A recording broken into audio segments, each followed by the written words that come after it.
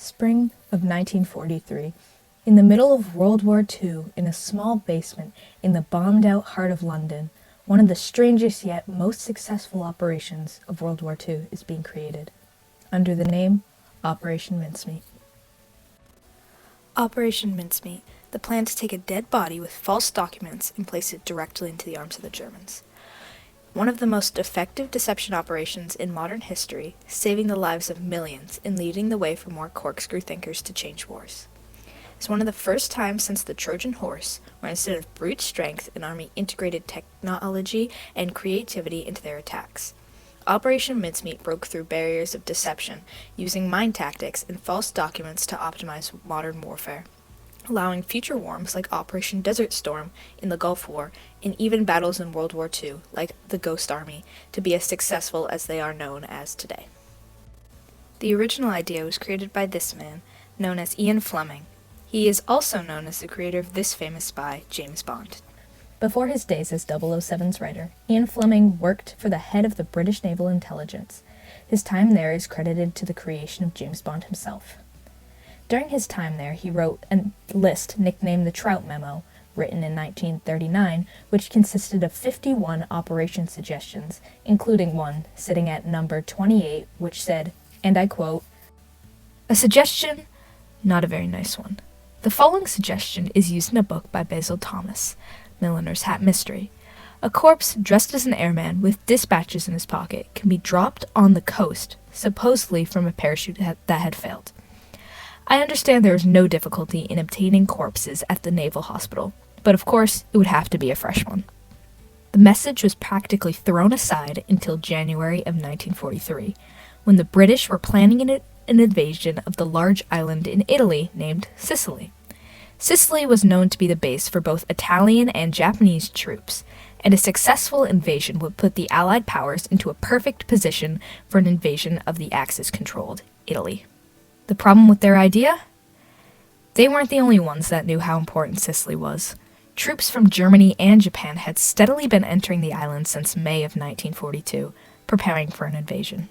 So Fleming's outrageous idea was brought back to the table, and a group called XX Double Cross was born, led by a man named Charles Cholmondeley and another man named Edwin Montagu, two of Winston Churchill's own corkscrew thinkers.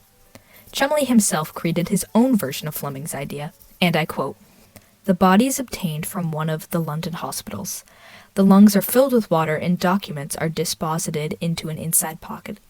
The body is then dropped by a coastal command aircraft, and on being found, the supposition in the enemy's mind may well be that one of our aircraft had either been shot down or forced down, and that is one of their passengers."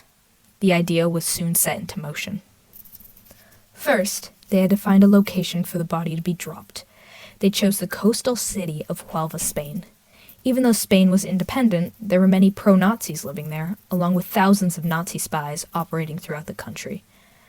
Most notably, a man named Adolf Klaus.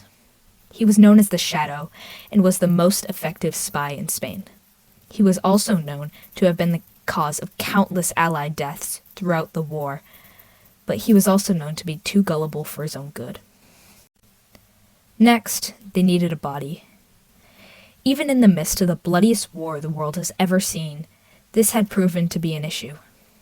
They needed a young man with no visible marks or wound, and they needed it to seem like the man had drowned.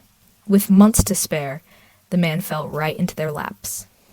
The man's name was Glendower Michael, and his life was far from remarkable. Growing up in a small mining town in the south of Wales, he had lost his father to suicide at 15, and his mother at 31. He was penniless, friendless, and at 34, he had ingested rat poison in an abandoned warehouse about a mile from King's Cross. He died a few days later in St. Pancras' Hospital. Now, they have a location and a body. Last thing they need is to turn Glendower Michael into acting Major William Martin.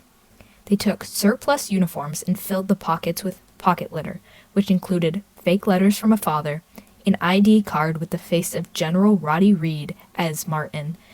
He looked almost identical to the dead man. And old movie tickets and one overdue bill. But most notably was this photo of his lover Pam, who was actually a woman by the name of Jean Leslie, who worked as a secretary for the operation. Along with the photograph, a collection of letters supposedly written by Pam to her ill-fated lover were actually written by the head secretary by the name of Esther Lettegard, who put her heart and soul into the letters. Last but not least, the most important part, the actual paperwork. In a briefcase attached to the dead man's wrist, there was one official-looking letter, written by General Sir Archibald Nye and addressed to General Harold Alexander, the British commander in North Africa. Inside the long, rambling note, there was the bait. Instead of an attack on Sicily, it spoke of a large-scale attack on Greece. Everything was ready. In the early morning hours of April 19th, Michael was placed into his uniform, and the briefcase was chained to his wrist, with the letter inside. And he was placed into a canister filled with 21 pounds of dry ice, and then placed in the back of a truck to be taken to his transportation in Scotland. With Charles Chumley and Edwin Montague in the back with the body, and John Jock Horsfall, who had been a racing champion before the war, at the wheel. The group travelled to Greenock, Scotland, and in the early morning light, the Serap, a submarine, arrived and picked up the canister and continued on their way to Spain. After days of travelling, the Serap arrived off the coast of Huelva at 4:15 a.m. on April 29th, and then Major William Martin was pushed out into Huelva Bay to never be seen again. Not long after, a small commercial fishing boat found the corpse and brought it right back into town into the hands of Adolf Klaus. The briefcase was immediately brought to the Spanish government and was withheld from the Nazis for almost 2 weeks. After the 2 weeks of begging, bribing, and attempting to steal it, the Nazis received the briefcase. It was quickly brought through Nazi high command. With no second thoughts, it was brought straight to the desk of Adolf Hitler. After months of silence and the date of Operation Husky coming closer, XX Double Cross finally intercepted a message straight from Nazi high command to Italy. And it said, "The Führer does not agree with Mussolini that the most likely invasion point is Sicily. Furthermore, he believes that the discovered Anglo-Saxon order confirms the assumption that the planned attack would be directly mainly against Sardinia and Pulmonese. With one message, months of work and thousands of lives were saved." On July 9th, the airborne and amphibious attack arrived in Sicily, and after a little over 6 weeks of fighting, the 10,000 square miles of Sicily were under Allied control. Without Operation Mincemeat, it was predicted that the Allies would have lost over 25,000 men, but they only lost about 5,000. October 13th of 1943, only a few months after Operation Husky, Italy surrendered to the Allies, turning the tides of the World War. Sicily also was used later as one of the main bases preparing for the invasion of Normandy. Operation Mincemeat also led the way for many deception missions, including the Ghost Army in World War II. They used an inflatable army, Hollywood magic, and several thousand men to make Germans believe that they were planning an attack. It was also credited for the idea of Operation Desert Storm during the Gulf War, where they used radio signals to make the Iraqis believe that the Allied powers were completely stationary. This led to the liberation of Kuwait on February 7th of 1991. Operation Mincemeat was lastly credited for the beginning of the end of Hitler's rule.